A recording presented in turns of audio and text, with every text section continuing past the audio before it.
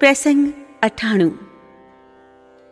गिरिजा संत समागम सम न लाभ कछु आन। તારીખ 5મી મે 1966ને દિવસે બપોરે 3 વાગે પૂજ્ય શ્રી ઉજ્જૈનથી જામનગર થઈને ભરતભાઈ લતાબેનના લગ્ન પ્રસંગ નિમિત્તે મુંબઈ પધાર્યા. બીજે દિવસે ગીધુભાઈ કોટક સાથે શ્રી યોગ શક્તિમાં પૂજ્યશ્રીના દર્શન કરવા આવ્યા. પૂજ્યશ્રીએ યોગ પર ખૂબ સરસ પ્રવચન આપ્યું. છેલ્લે उमेर्યું, आजकल योग की जो घुड़दौड़ चली है वह ठीक नहीं है. परिप्रश्नेन सेवया रीति सही है, लेकिन आजकल उल्टा हो रहा है. हमने ऐसा कभी नहीं देखा कि पानी पिलाने के लिए कुआं प्यासे के पास जाता हो. प्यासा ही कुएं को ढूंढता है. योग में सर्वप्रथम आवश्यकता है तीव्र जिज्ञासा की. साधना में असफलता क्यों? हम उसे चाहते नहीं हैं. इसीलिए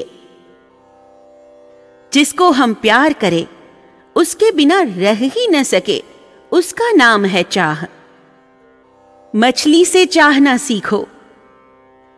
पानी बिना मछली छटपटाती है, यहां तक कि प्राणों का त्याग कर देती है. साधना में जब हम इतना छटपटाएंगे तब भगवान को मिलने में क्षण की भी देर नहीं लगेगी. मुझे सिर्फ इतना ही कहना है कि जो गुण अपने में नहीं हो उसे दूसरों को देने का प्रयत्न नहीं करना चाहिए. उसमें असफलता ही मिलती है. श्री योग शक्ति माए पाछड़थी कहूं, तुम अपनी पत्नी को किसी के विश्वास पर रखते हो क्या? श्री यानी लक्ष्मी विष्णु की पत्नी है. भगवान बिना विश्वास के कैसे तुमको दे? छोटे से छोटा मनुष्य भी अपनी पत्नी के साथ कोई गैर व्यवहार करे तो उसे मारने दौड़ता है, तो भगवान कैसे छोड़ेंगे? भगवान ने तुम्हारी कसौटी करने के लिए तुम्हें लक्ष्मी दी है कि तुम उसे सत्कार्य में लगाते हो या नहीं. स्वामी बनकर भोग विलास में खर्च करने के लिए लक्ष्मी नहीं दी गई है. लक्ष्मीपति भगवान ही है और इस नाते लक्ष्मी सबकी मां है. भारत खेती प्रधान देश है. देश को उदार, दानी, कर्मठ कार्यकर और निष्ठावान संचालक की जरूरत है. अगर ये तीनों मिल जाए तो भारत का कभी पतन न हो.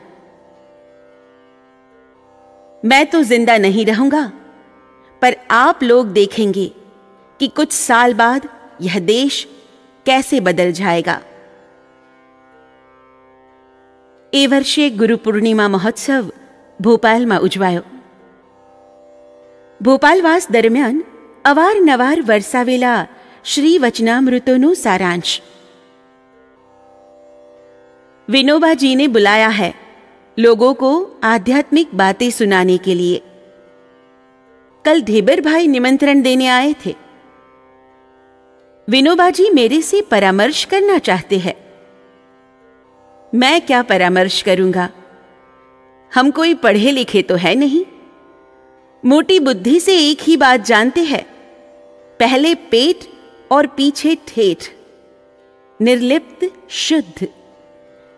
भारत में आधी से ज्यादा प्रजा भूखमरी से पीड़ित है. आत्मा अमर है आदि भूखा आदमी सुन सकेगा? व्यावहारिक शांति के बगैर आध्यात्मिक विषय में विचार ही नहीं हो सकता. निर्द्वंद्वता आती है संतोष से, तृप्ति से.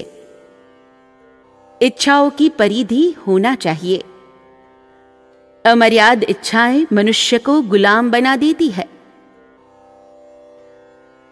भीतर बाहर जो एक सा हो उसके वाणी वर्तन और विचार भी एक से होते हैं। मनुष्य के 3 विभाग है। स्वर्ग में से आए हुए, जो पुण्य का क्षय होने पर मृत्यु लोक में आते हैं। ऐसे लोग सत्व प्रधान होते हैं। दूसरी कोटि के जीव मनुष्य से फिर मनुष्य बनते हैं। उनमें सत्व अल्प मात्रा में और तमोगुण भी थोड़ा बहुत होता है। तीसरी कोटि के जीव पशु योनि से मनुष्य बनते हैं। वे तम प्रधान होते हैं। ऐसे लोगों के लिए पहले पेट और पीछे ठेठ का हिसाब होना चाहिए। हमारे यहां 64 यक्षिणी है, जिनको सिद्ध करने से मनुष्य अपनी हरेक इच्छा पूरी कर सकता है। लक्ष्मी, जिसका आप लोग पूजन करते हैं, वह भी एक यक्षिणी है। आषाढ़ मास होवाથી વરસાદ ચાલુ વરસ્યા કરતો। ગુરુ પૂર્ણિમાને દિવસે સવારથી આકાશમાં કાળી ડિબાંગ વાદળ સેના ખડકાયેલી હતી। પરંતુ પૂજ્યશ્રીએ કહ્યું હતું કે પૂજન પતી જાય પછી જ વરસાદ આવશે। સાચે જ પૂજન અને પ્રણામ વિધિ પછી ધોધમાર વરસાદ તૂટી પડ્યો।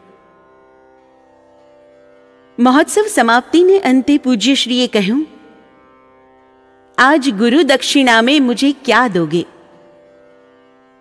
अगर सचमुच ही मुझे दक्षिणा देना चाहते हो तो देश की सेवा करो, गरीबों की सेवा करो। यदि शरीर से अलग होना चाहते हो तो मेरे पास आओ। शरीर से अलग होकर देखो तो सही कि तुम्हारे भीतर कितनी शक्ति भरी है। भगवान की प्राप्ति इच्छा से होती है। भगवान को प्राप्त करने की इच्छा होते ही पापों का नाश होने लगता है और साधन में शांति मिलती है। डॉक्टर लोग कहते हैं कि मेरे फेफड़े में पस हो गया है, और मैं कहता हूं कि पस तो अब जीवन बस। ओडिशा ने बिहार પછી પૂજ્યશ્રીનું સ્વાસ્થ્ય એક સરખી રીતે ઘસાઈ જતું હતું, જેથી ભક્તજનોએ ભોપાલમાં તેઓ શ્રીને આરામ લેવા વિનવણીઓ કરી। એ મંજૂર રાખીને પૂજ્યશ્રી ભોપાલથી જયપુર, પુષ્કર, ઉજ્જૈન થઈને આરામ અર્થે દેવાસ પધાર્યા। मन मंजुस गुण रतन पट, चूपक दीजय ताल। ग्राहक है तब खोलिए, कुंजी बचन रसाल। सर्वे त्रह सुखिनः सन्तु, सर्वे सन्तु निरामयाः। सर्वे भद्राणि पश्यन्तु, मा कश्चिद् दुःखमाप्नुयात्। जय गुरुदेव, जय सिया राम।